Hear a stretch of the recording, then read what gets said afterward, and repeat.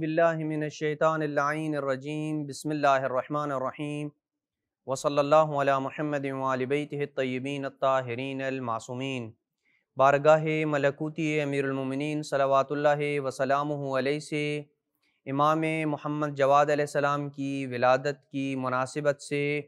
مومنین کرام کی خدمت میں امام علیہ السلام کی پاکیزہ سیرت کے متعلق کچھ گزارشات گزشتہ ویڈیو میں عرض کی تھیں، اور آج امام علیہ السلام کی سیرت کے متعلق امام رضا علیہ السلام کا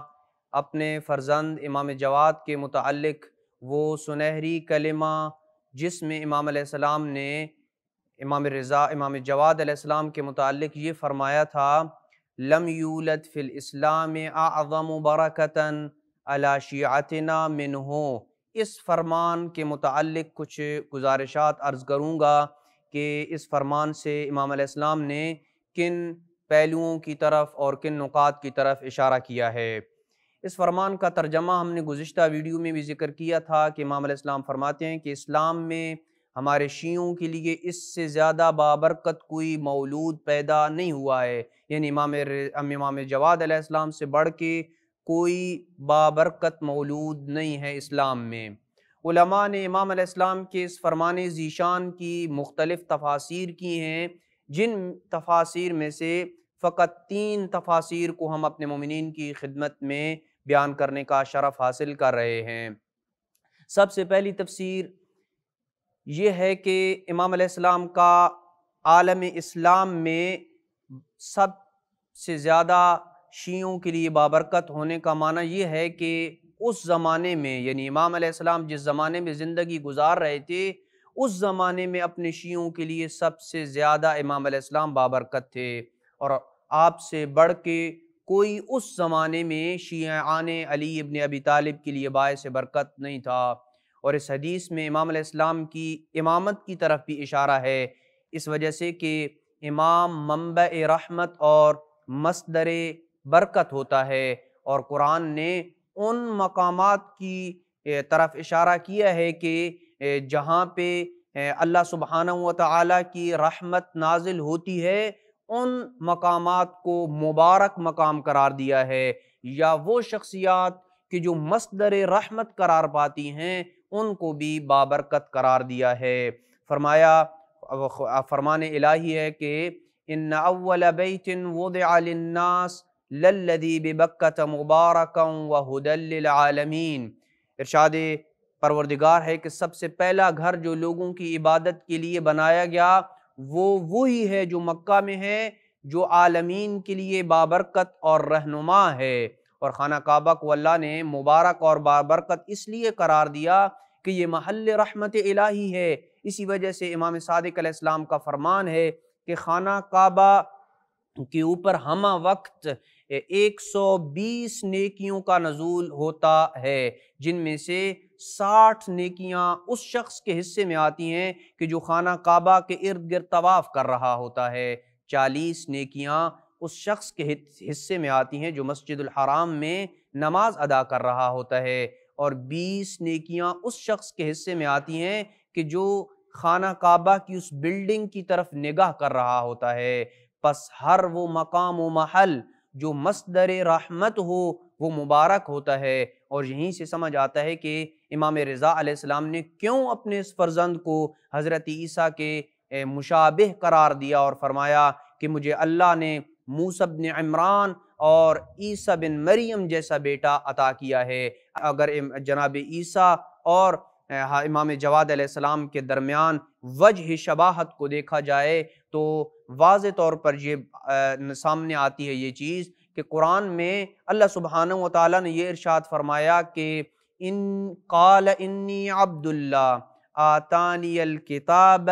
وجعلنی نبیا۔ حضرت عیسیٰ نے کہا کہ میں اللہ کا بندہ ہوں، اس نے مجھے کتاب دی ہے، اللہ نے مجھے کتاب عطا کی ہے اور مجھے نبی بنایا ہے۔ وَجَعَلَنِي مُبَارَكًا أَيْنَمَا كُنْتُ، اور میں جہاں بھی رہوں مجھے بابرکت بنایا ہے۔ پس اگر عیسیٰ بزبان قرآن صامت مبارک ہیں تو امام جواد بزبان قرآن ناطق مبارک ہیں۔ اس حدیث کا یہ ایک معنی ہے۔ دوسرا معنی اس حدیث کا یہ ہے کہ امام جواد علیہ السلام نہ فقط اپنے دور میں اور اپنے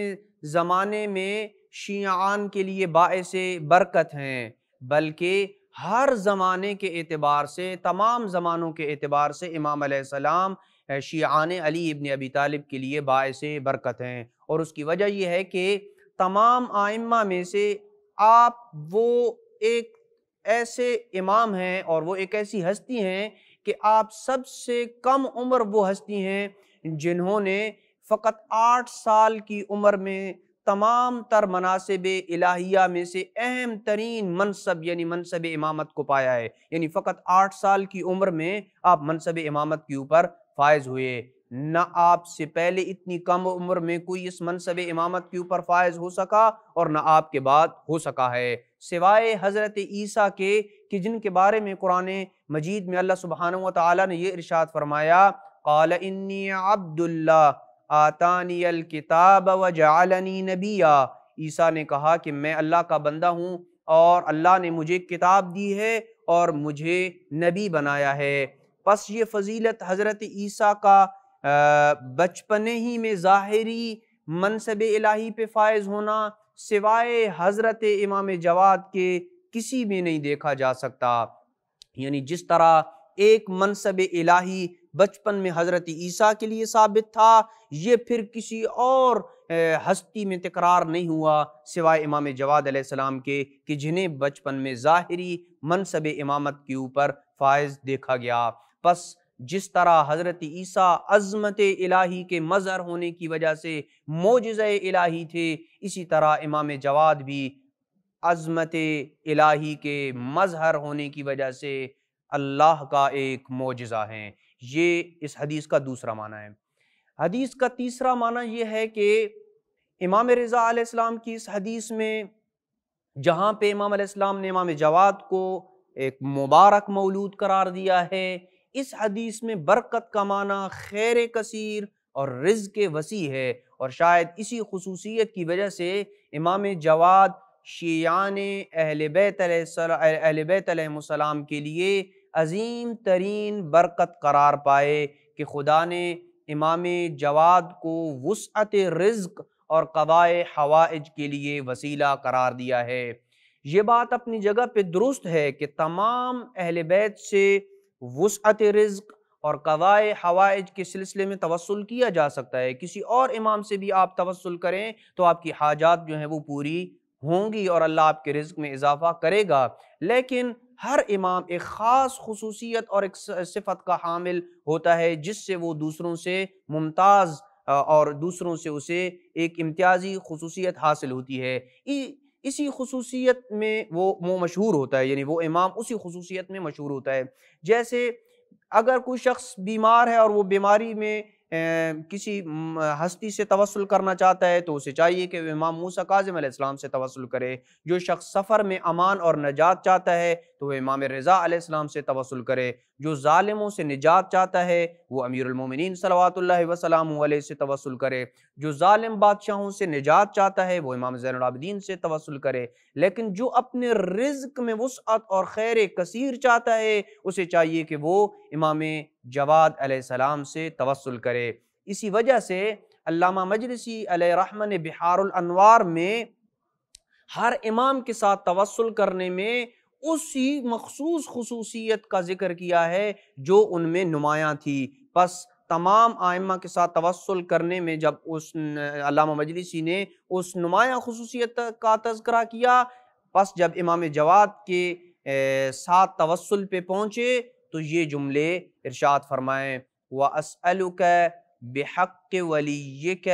أَبِي جعفر الجواد، میں تجھے ابو جعفر امام جواد کی کنیت ہے، میں تجھے ابو جعفر الجواد امام جواد کے صدقے آپ سے سوال کرتا ہوں، إِلَّا جُدْتَ عَلَيَّ بِهِ مِنْ فَضْلِكَ، کہ تو اپنے فضل سے مجھ پہ سخاوت فرما، وَتَفَضَّلْتَ عَلَيَّ بِهِ مِنْ وُسْعِكَ، اور اپنی وسعتوں میں سے مجھ پہ احسان کرتے ہوئے میرے ساتھ سخاوت برت۔ ما استغنی بہ عما فی ایدی خلقک،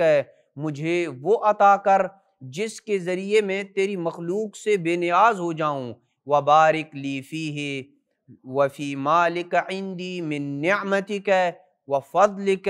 ورزقک، اور اس میں اور اپنے پاس میرے لیے رکھی ہوئی ہر نعمت، فضل اور رزق میں میرے لیے برکت فرما۔ امام علیہ السلام کی زندگی کا ایک اور نمایاں پہلو ان کی علمی خدمات ہیں، جس کی وجہ سے امام جواد علیہ السلام جو امام علیہ السلام کو کہا جا سکتا ہے، اور امام رضا علیہ السلام نے ان کو مبارک مولود کہا ہے، یہ پتہ چل جاتا ہے کہ امام علیہ السلام کتنے بابرکت انسان تھے اپنے شیعوں کے لیے۔ امام جواد علیہ السلام کے زمانے میں عالم اسلام کے 4 اہم ترین اسلامی مراکز تھے، جن میں سے ایک مدینہ تھا، اور ایک مدینہ تھا۔ امام علیہ السلام سینکڑوں شاگردوں کے ساتھ شب و روز دین کی تبلیغ میں مسجد نبوی میں مصروف رہا کرتے تھے۔ دوسرا بڑا مرکز کوفہ تھا، اور اہل بیت علیہ السلام نے کوفہ کو بہت زیادہ اہمیت دی۔ حسن بن علی الوشا کہتا ہے کہ میں مسجد کوفہ میں جب داخل ہوا تو میں نے 900 فقہا سے امام صادق علیہ السلام کے متعلق یہ روایات نقل کرتے ہوئے سنا کہ امام صادق علیہ السلام نے یہ فرمایا، حدثنی جعفر بن محمد، کہ مجھے امام جعفر صادق علیہ السلام نے یہ حدیث نقل فرمائی ہے۔ لہٰذا امام علیہ السلام نے کوفہ کو بھی بہت زیادہ اہمیت دی، اور اپنے تمام شاگردوں میں سے جو امام علیہ السلام کے برجستہ شاگرد تھے انہیں اس اسلامی مرکز میں بھیجا۔ تیسرا بڑا اسلامی مرکز بصرہ ہے، اور چوتھا بڑا اسلامی مرکز جو اس وقت تھا وہ بغداد تھا۔ ان تمام مراکز علمیہ میں مختلف علوم پڑھائے جاتے تھے، جن میں علوم قرآن، تفسیر، حدیث، فقہ، اصول، نحو، کلام، علم کلام، میڈیکل اور فلکیات کے علوم اور دیگر جو عصری علوم تھے ان تمام کو پڑھایا جاتا تھا، اور ان تمام مراکز میں آپ کے شاگرد موجود تھے اور دوسروں سے پیش اور آگے نظر آتے تھے۔ آپ کے نور علم سے دنیا کو گوشہ گوشہ روشن ہوا، اور آج بھی جدید ترین دور میں تمام تر تکنیکی سہولیات کے باوجود لوگ ان مراتب علمیہ اور ایجادات کو نہ پا سکے جن کا علم اور اساسیات امام نے تب اپنے شاگردوں کو عطا فرمائیں جب